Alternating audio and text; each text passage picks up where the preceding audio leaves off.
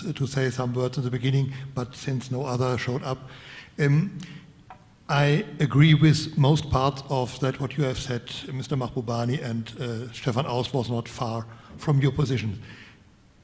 The one question I would have and put on you, Mr. Mahbubani, you said and you diagnosed that most countries, for example in Asia, looking on the Road and Belt Initiative and on the vaccination of the Indonesian president, don't have any mistrust toward China. But my question would be, is it justified to trust in China? So my question would be, if you have, for example, deeper economic trade relations, Germany, for example, would there be the situation, or could there be the situation where you could get blackmailed by China, since the deepness of the trade relation could bring, for example, Germany in a weak position? That would be my question. And I agree what you have said in regard to the United States. They don't like the idea that China could become number one, and they battle this idea by words up to now. But on the other hand, as you mentioned some minutes ago, the Biden administration always has said we keep on to the one China policy, and even the Trump administration never has crossed out this one China policy. Therefore, where do you see any action, any military preparations or so from the United States that they really would fight this idea that China could become number one? I don't see this development up to now, and you're right, I would agree. If the United States would take any steps to battle China becoming number one, that could be a very dangerous situation. But up to now, I personally don't see this development. Maybe you can give us some explanation how this could develop and happen in your view. Thank you. Thank you very much. The first question on trust. Second question on how United States is blocking China's rights. But I hope, by the way, you all have questions for Stefan too. Please, it's a real privilege to have Stefan out. But you're the expert. No, it's a real privilege and pleasure to have him. So let's engage him and get his wisdom too. Well, I'll answer your question first.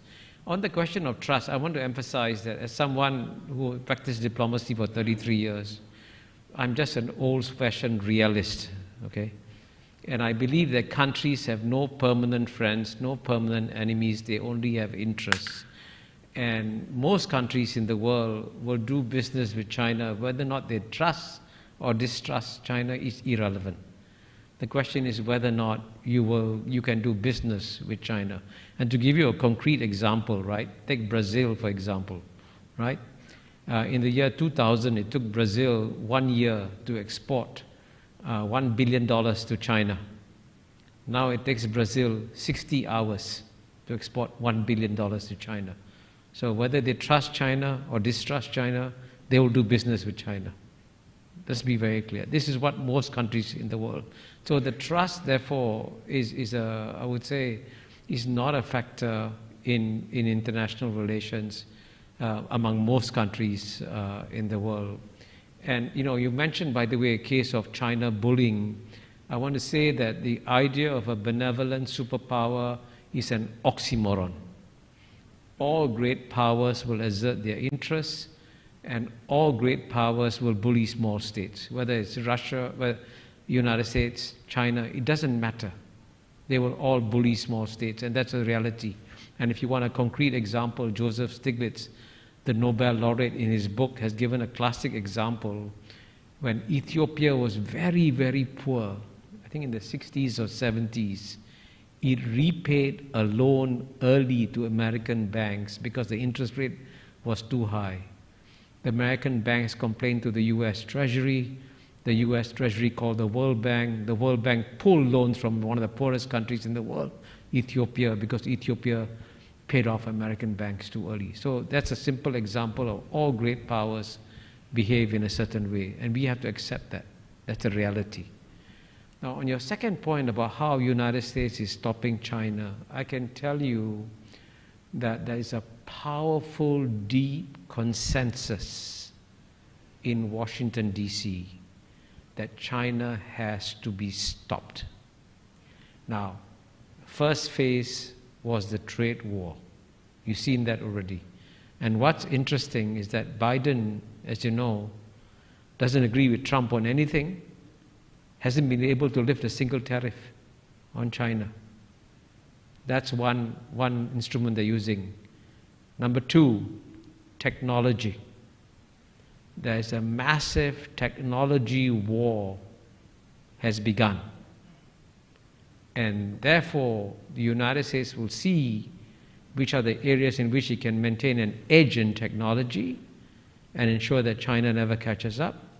And China will try its hardest to catch up. So the big technology race has begun, right? Then number three, making sure that countries are pushed or nudged towards moving to the United States side. You've seen that with Australia, you've seen that with Japan, and that's what's going to be a very hard push. So you've got to be ready. And you will be asked suddenly to make a choice. A simple example is Huawei, right? Many countries wanted to buy Huawei because it's cheaper. Guess what? You buy Huawei, you get some pressure. I can tell you in my last Davos meeting in January 2020, and I was talking to a room like this to a group of CEOs, okay? And the person next to me, I cannot mention his name, was a very distinguished British citizen, very distinguished. And I asked him the question about Huawei. He says, Kishore, the UK has got some of the best intelligence agencies in the world, right? It's true. He says, we have planted our people in Huawei. We have scrubbed everything. Huawei is not a threat to us. I said, hang on a second. Washington, D.C. will call you. And this British gentleman went like this. Kishore, who do you think, we are? Right? Of course, UK is going to stand independent. January 2020. July 2020, UK capitulated. That's the war.